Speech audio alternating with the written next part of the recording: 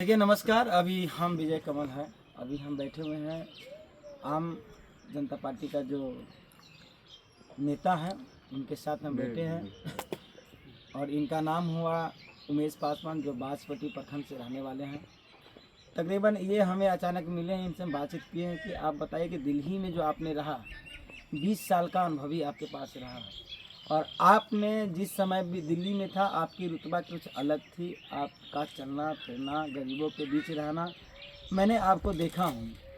तो आज ऐसा क्या स्थिति हुआ कि आप जो है इस परिस्थिति में आ गए और हम इनसे रूबरू करना चाहते हैं कि आप पहले क्या थे और अभी क्या थे, इसका क्या कारण है, मुझे बताइए सर। और देखिए, कारण बहुत सारा है कि वहाँ बिजनेस भी सेटअप था और हम आम आदमी पार्टी में कार्य भी कर रहे थे कि सबसे ज़्यादा समय हम आम आदमी पार्टी में देना शुरू कर दिया। उसके वजह से हमारा बिजनेस भी थोड़ा सा डाउन हुआ और अच्छे भी था, सब कुछ भी था, सब कुछ ठीक ठाक चल रहा था।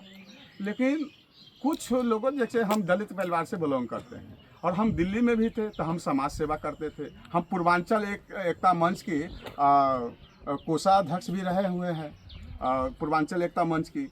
और हम उस मंच के द्वारा से हमने बहुत सारा प्रोग्राम अरविंद जी के भी करवाए, जिसमें बहुत सारे हमारे नेता बिहार के भी थे, वंदना कुमारी भी थी, बहुत सारे नेता भी था पूर्वांचल के क्षेत्र के, तो हम लोग लीड करते थे। और उसमें हुआ कि अरविंद जी की जैसे आई, शुरू में हम लोगों ने बहुत सारा मदद किया हम लोगों ने अरविंद जी की। जब अरविंद जी की सरकार बनी तो हम दलित जैसे व्यक्ति की कौन घास डाल रहा है, हम तो चप्पल है लोगों की, अमीर आदमियों की, पैसे वाले बनिए समाज के लोग हो चाहे किसी, हम ये नहीं किसी के वो कर रहे हैं।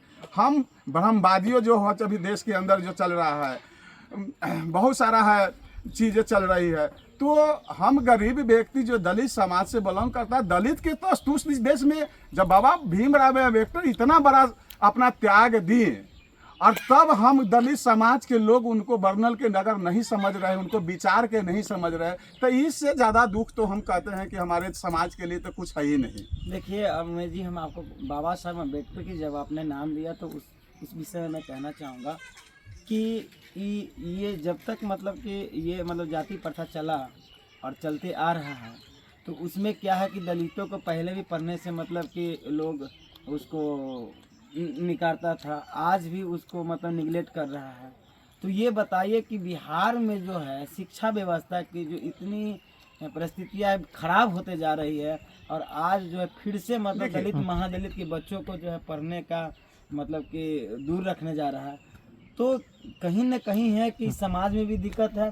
तो उसके लिए आप क्या एक कदम उठाइएगा कि दलित के बच्चे और महादलित के बच्चे पढ़े और आगे बढ़े। सबसे पहली बात है विजय जी, आपको सोच लेना चाहिए, क्योंकि सरकारें जो भी है सरकारें, केंद्र से लेकर राज्य सरकार तक, राज्य सरकार से केंद्र सरकार तक की मैं बात करता हूँ। सरकार तो करे कि हम दलित पिछड़ा वर्ग के लिए हमने बहुत सारा काम कर रहे हैं, लेकिन वो कागजों में करके सीमित रह जाते हैं, धरातल पे उतरता ही नहीं है। आप शिक्षा की बात कर रहे हैं बिहार के अंदर, मैं शिक्षा की बात कर रहा हूँ। आज हम कहते हैं कि पैसे वाले की बच्चे प्राइवेट स्कूल में पढ़ रहे हैं, अच्छे स्कूल में पढ़ रहा है, लेकिन दलित समाज के लोगों के बच्चे, दलित के तो खुद खाने की पैसे नहीं है, बच्चे के क्या पढ़ाएगा? 200 रुपया फीस है, 500 रुपया फीस है स्कूल की, वो सक्षम नहीं है देने के लिए, उसका बच्चे कहाँ पढ़ पाएगा? तो देखिए आपने कहा है सरकार, अभी आपने कहा उसके पास पैसा नहीं, तो उसके लिए तो सरकार भी व्यवस्था खुली हुई है, स्कूल खुला हुआ है, सरकारी स्कूल खुला हुआ है, तो उसमें भी बच्चों को भेजते हैं, तो उसमें पढ़ाया जाता है। तो सरकार किया हुआ है व्यवस्था,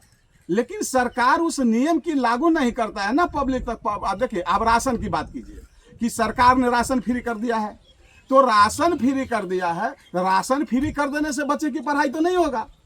आप शिक्षा पर जोर दीजिए, आप शिक्षा के इतना स्टेबल कीजिए कि हर गरीब की बच्चा पढ़े। मैं कहता हूँ पूरे देश के संदेश है मेरा, दलित समाजों के लिए, चाहे पूरे देश के लोगों के लिए मैं एक संदेश देना चाहता हूँ।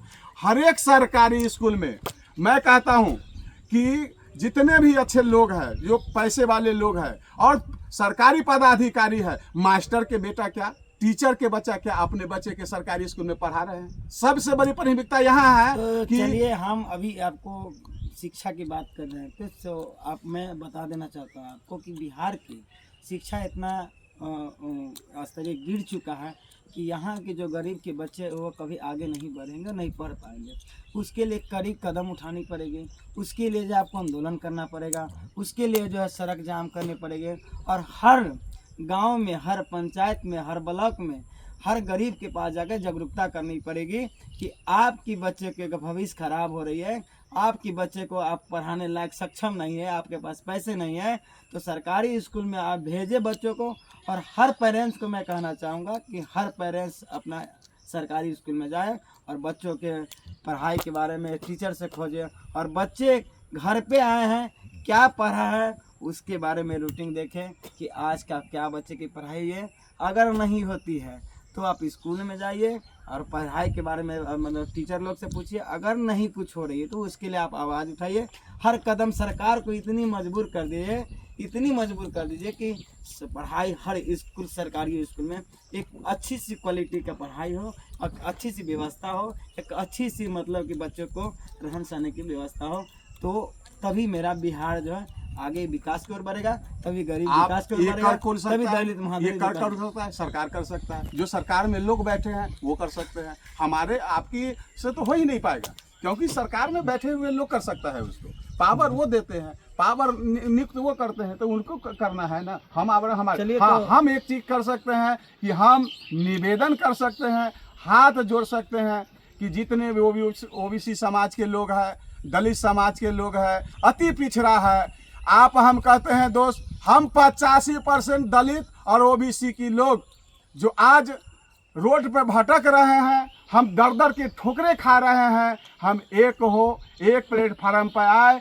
और निकम्मी और बहरी सरकार को जड़ से उखाड़ फेंकने की हम तैयारी करें। लेकिन तैयारी जब होगा, ये कोशिश कामयाब जब होगा कि हम दलित समाज, पिछड़े वर्ग के लोग, ओबीसी समाज के लोग, ओबीसी की समाज के लोग, हम जब तक एक नहीं होंगे, एक जगह नहीं होंगे, एक मत नहीं होगा, एक विचार नहीं होगा, जब तक इस देश की कभी भला नहीं होगा। चलिए, थैंक यू। जय हिंद, जय भारत।